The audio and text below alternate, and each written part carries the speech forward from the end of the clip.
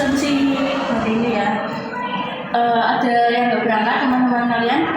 Ada ibu, namanya Udin. Sama Abdul bu. Abdul. Iya. Kenapa nggak berangkat? Kalau Udin sakit ibu. Abdul kurang tahu sih bu. Oke, itu saja. Ya.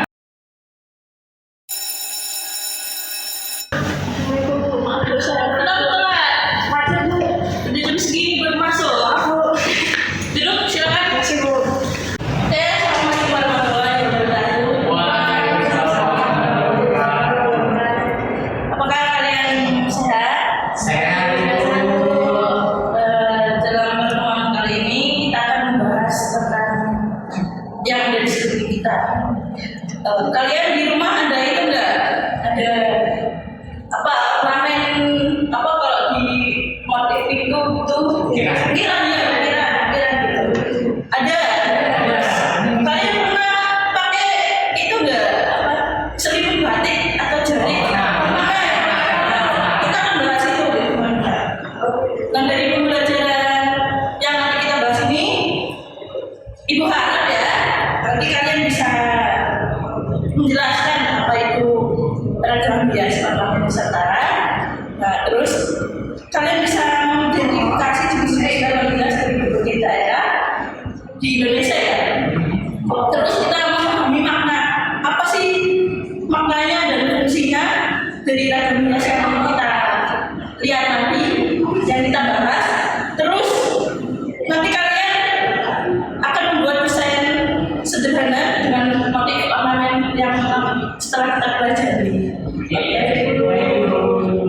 Oke, di sini Ibu liatin ke kalian contoh-contoh dari motif desain ornamen ini.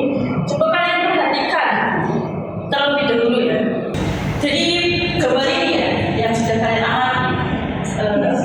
Buat kalian ini apa bedanya sama apa ada yang sama itu?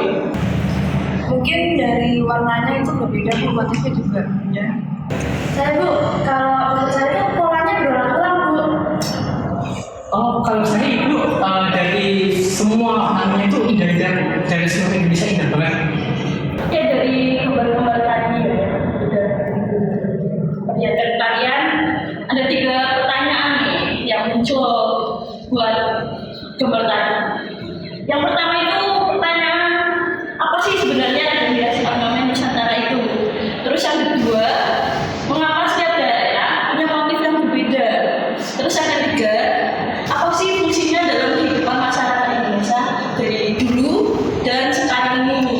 Nah, dari 3 pertanyaan ini, ada yang kalian bisa jawab? Ada yang mau jawab gitu? Saya mau jawab pertanyaan nomor 1. Kalau menurut saya, ornamen Nusantara itu adalah ragam hias dengan motif yang berulang gitu. Saya mau menjawab nomor 2 ibu. Jadi mungkin karena bahan alam yang berbeda dari setiap daerah gitu. Oke, ada lagi? Kalau saya ibu tahu 3 fungsi dalam kehidupan masyarakat Indonesia dulu sekarang itu karena dari perbedaan budaya dan untuk kepercayaan masing-masing dari tiap daerah itu. Baik, pertanyaan. Oke, di sini ada salah satu contoh dari batik Jawa ya, yaitu parang yang sudah terkenal ya. Pernah kalian lihat lah sering. Jadi batik itu ya definisinya itu teknik membatik dengan menggunakan lilin untuk menutup bagian kain yang tidak ingin terkena warna. Terus contoh-contohnya itu banyak batik Jawa. Salah satunya ya ini batik parang. Terus ada kawung, ceplok semen itu ya. Terus maknanya itu dari setiap motif punya makna filosofis sendiri. Misalnya parang itu tentang kekuatan. Paham? Lanjut. Yang kedua itu ada soket dari Palembang, Riau. Jadi soket itu kain tenun dengan benang emas atau perak yang ditenun langsung. Kalian udah pernah lihat belum? Sudah ibu di Nanti kalian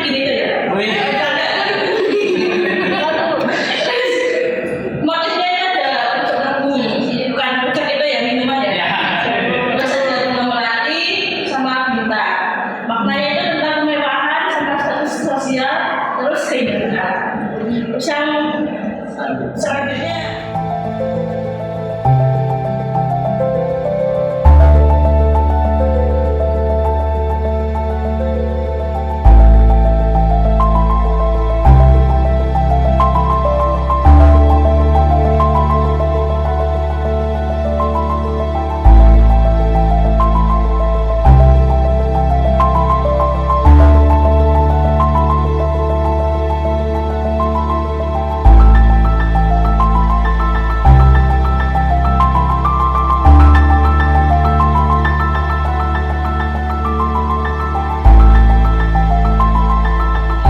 Ibu sebutkan bisa jelaskan. Kalian ada yang belum enggak? Jelas Ibu kalau dari saya. Tidak ada Bu. Terus aku mau bertanya sama kalian tadi. Apakah benar bahwa bahan alam mempengaruhi ragam bias di suatu daerah? Yang kedua, ada dua pertanyaan. Apakah sih, maaf ya. Apakah sejarah dan budaya mempengaruhi motif? Ada yang bisa menjawab? Oke, nanti yang jawab dapat poin plus ya. Buat nilai ITS. Oke, saya mau menjawab yang pertanyaan pertama tadi Bu. Menurut saya benar Bu, kalau bahan alam itu mempengaruhi motif di setiap daerah. Misalnya kayak di Palembang itu kan terdapat banyak benang emas ya Bu, makanya di songket di Palembang itu menggunakan benang emas gitu Bu.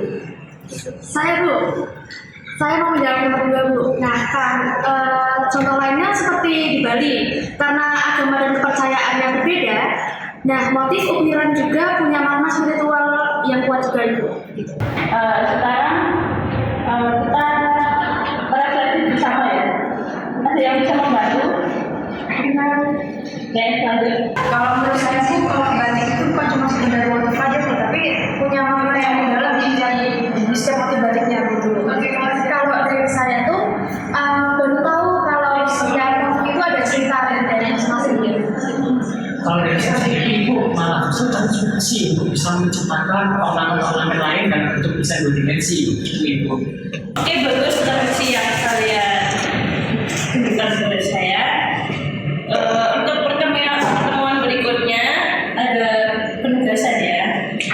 Kita akan mencoba membuat karya seni dari kalian sendiri menggunakan motif ragam bias. Kalian bisa memilih ragam bias dari daerah manapun. Jadi kalian referensi ya, nanti di rumah cari referensi. Terus nanti kalian pahami makna motif yang kalian pilih. Terus gunai makna yang sesuai dengan tradisi. Terus yang ketiga, tunjukkan detail dan presisi dalam mengerjakan. Terus nanti kalian kumpulin foto-fotonya ya di peringkat apa gitu, bahwa saat pertemuan berikutnya. Baik anak-anak, kita sudah di penghujung kelas. Semoga hari kalian selalu menyenangkan ya. Jangan lupa tugasnya dikerjakan. Nanti pertemuan berikut kita bahas lagi, kita praktek ya. Ya Bu. Oke, sampai jumpa. Nanti Bapak juga boleh ya.